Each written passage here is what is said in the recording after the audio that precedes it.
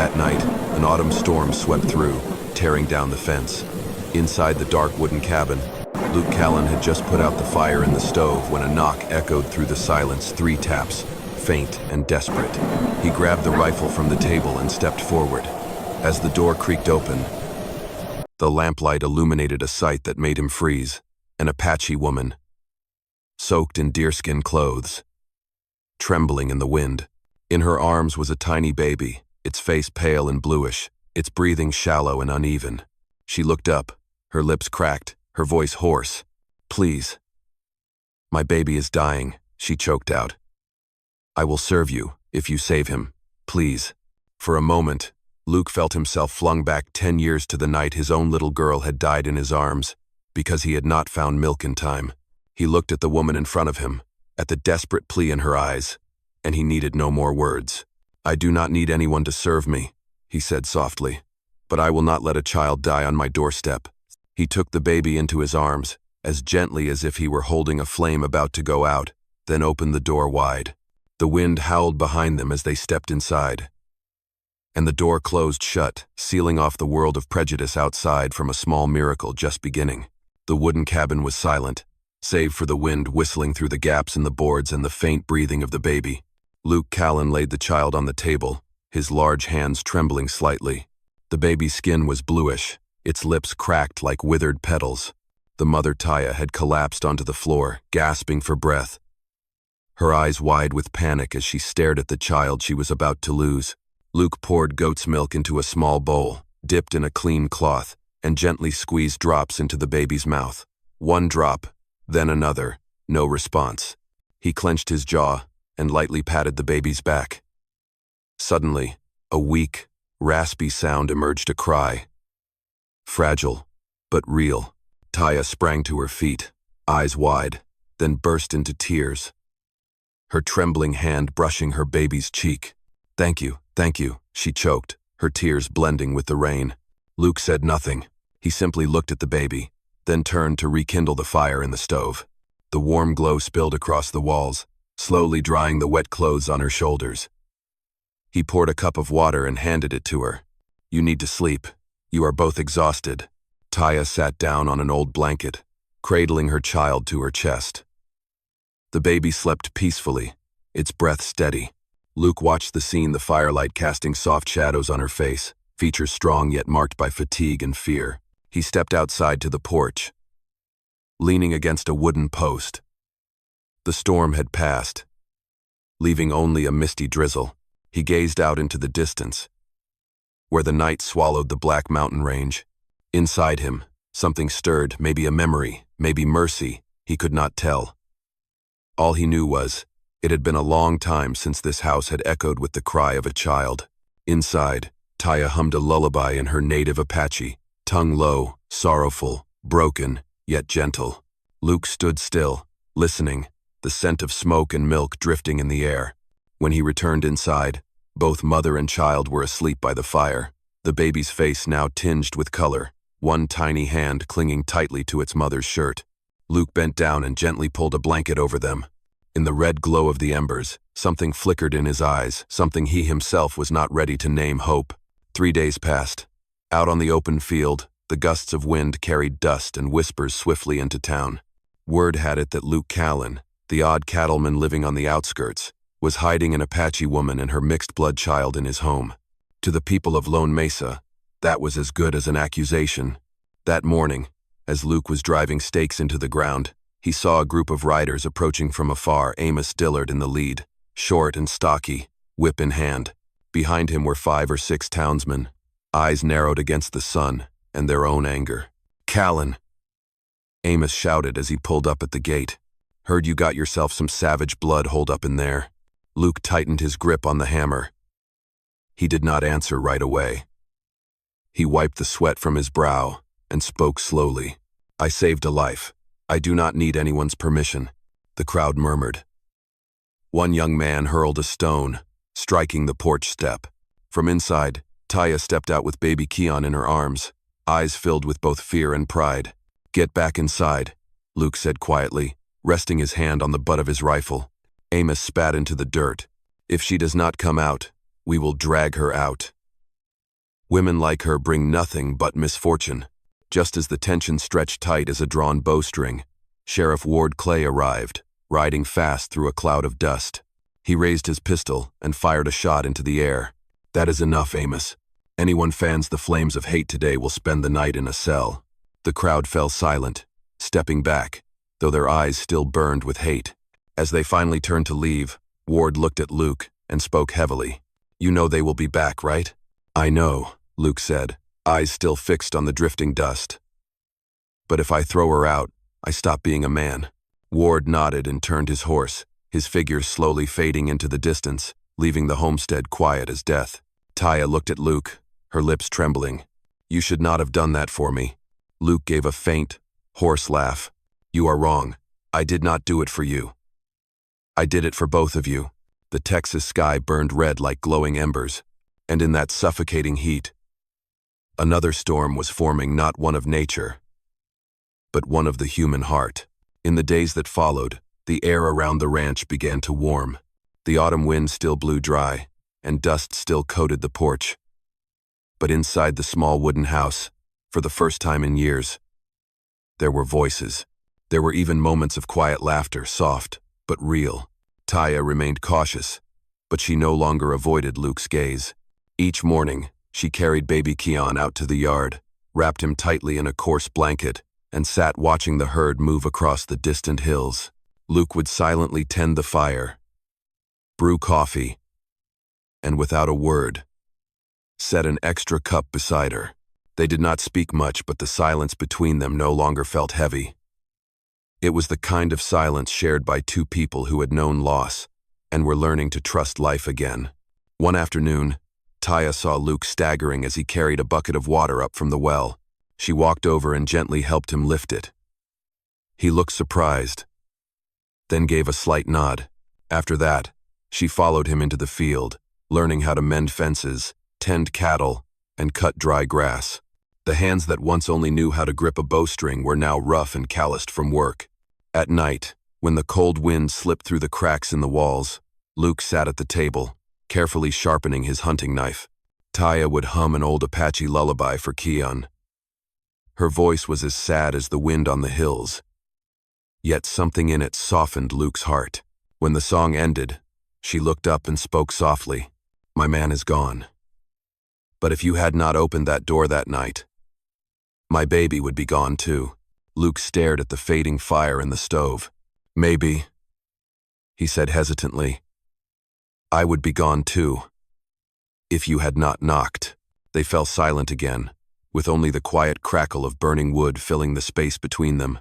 Outside, a full moon hung above the hilltop, casting its light over the wooden roof, a place where two worlds once stood opposed, now sitting side by side, not with hatred, but with gratitude.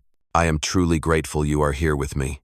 If this story brought back something for you dusty afternoons, the sound of hoofbeats echoing in your chest, go ahead and subscribe to my channel, so that every day we can sit together again, and I will tell you another story from the West. That night, the sky held no moon. Only the glow of distant flames lit streaks of red across the dark, like spilled blood. Luke heard the first hoofbeats while he was fixing the barn door. Then came the shouting, carried on the wind. He turned and looked through the window. Dozens of figures were approaching, torches in hand. "Taya, hold on to the boy and stay inside," he shouted, his voice raw. The crowd stopped at the fence. Amos Dillard stood in front, a twisted grin on his face. "I warned you, Callan," he bellowed. "This place is going to be clean again." A torch was hurled. Dry straw caught fire. Within seconds, the barn was ablaze, the horses screaming in panic. Luke pulled out his Winchester rifle and fired into the air, but the crowd kept coming, yelling louder. Taya ran out, baby Keon in her arms, but when she saw the fire engulfing the stables, she set the child down wrapped in a blanket and charged toward the flames. "No. They are innocent." She grabbed a bucket of water and tossed it onto the fire, smoke billowing up around her. Then, a loud explosion. The oil barrel had ignited. The flames leapt toward Taya, catching her clothes. Luke threw down his rifle and rushed to her, wrapping her tightly in his heavy coat, beating down the fire until it died out. She collapsed into his arms, her shoulder burned, her breath shallow. "Why did you run out there?" he cried. Because you cannot lose anything else, she whispered. At that moment, Sheriff Ward Clay galloped in. He raised his gun and pointed it at Amos, yelling, "Drop those torches. Anyone takes another step, I will shoot." The crowd backed off, but their eyes still burned with hatred. Ward turned to Amos and pointed straight at him. "You are going to jail." The next morning, only ash and smoke remained of the ranch. Luke sat on the front step. Taya lay wrapped in a blanket. Keon sleeping beside her. Her hand was bandaged, scorched black from the burns, but her eyes still shone bright. "I should not have stayed here. I am truly sorry," she said softly. Luke leaned down and took her hand. That hand, rough and calloused, was warm like the first light of dawn after a storm. "You are not going anywhere." "We are going to start again," he replied. Days after the fire, all that remained of Luke Callan's ranch was ash, smoke, and the sharp scent of charred wood. But in the middle of the ruins, something still survived, the warmth of 3 people pushing forward together. Taya lay in bed, her shoulder wrapped in thick bandages. Every time she tried to sit up, the burn throbbed with pain. Luke mixed the salve and dressed the wound with clumsy fingers. He said nothing, only moved slowly and carefully, as if afraid of causing her more pain. "You do not have to do this," she whispered, her voice faint. "I do," he replied. "Because I want to." Out on the porch, little Kion was learning to walk, gripping a wooden chair with both hands. His tiny legs wobbled, then gave out, but he burst into laughter as he fell into Luke's arms. It was the first time laughter had echoed through the house since the firestorm had passed. In the days that followed, Taya began stepping outside, even as the pain in her shoulder lingered. She helped him rebuild the stables, one post, one plank at a time. Golden sunlight spilled across Luke's sun-worn face and her bronze skin, casting 2 long shadows side by side. At night, they sat by the fire. Taya ground Apache herbs for medicine, the scent filling the house with something gentle and alive. Luke watched her, his voice rough. "You know, I used to think scars made people weaker. But maybe they help us see each other more clearly." Taya looked up, the firelight reflecting in eyes as deep as a mountain night. "In my tribe, they say, only those who have felt pain can truly heal." She took his hand, rough and calloused, but no longer a stranger's. Outside, the wind swept the ashes far away, carrying off the last traces of hate. As night settled in, baby Keon slept soundly on the old blanket. The 2 of them sat quietly beside each other. No more words of thanks, no more debts, only the warmth shared between 2 people who had once lost everything, and somehow found a reason to believe again. 1 year after the firestorm, the land of Lone Mesa had changed. The fields of young grass were green once more, and Luke Callan's cattle grazed peacefully beneath the golden light of late afternoon. The wooden house had been rebuilt, stronger than before, and on the porch, the sound of a child's laughter rang out in the Sunday. Little Keon ran across the yard, clutching an eagle feather that his mother Taya had tied to his straw hat. Luke, dressed in his cleanest shirt, was fumbling with the buttons. His calloused hands, once only familiar with guns and reins, now struggled with the details of the most important day of his life. On the porch, Sheriff Ward Clay straightened his badge, while Martha Quinn, the kind neighbor, arrived with a basket of wildflowers. "Prettier than any church wedding I've seen, Luke," she said with a warm smile. When Taya stepped out, everything seemed to go still. She wore a white linen dress sewn by Martha, but around her neck hung the Apache necklace of bone and beads, a symbol of her ancestors. In her hair, she placed a single desert flower, simple, yet proud. Ward opened his notebook, his deep voice carrying on the wind. "Today, before this land and sky, 2 people from 2 worlds choose to become one." Taya placed her hand in Luke's. There were no rings, only a cord of leather, braided from horsehair and Apache cloth. Ward wrapped it around their wrists, tying it tightly in old native ritual, symbolizing the union of spirits and land.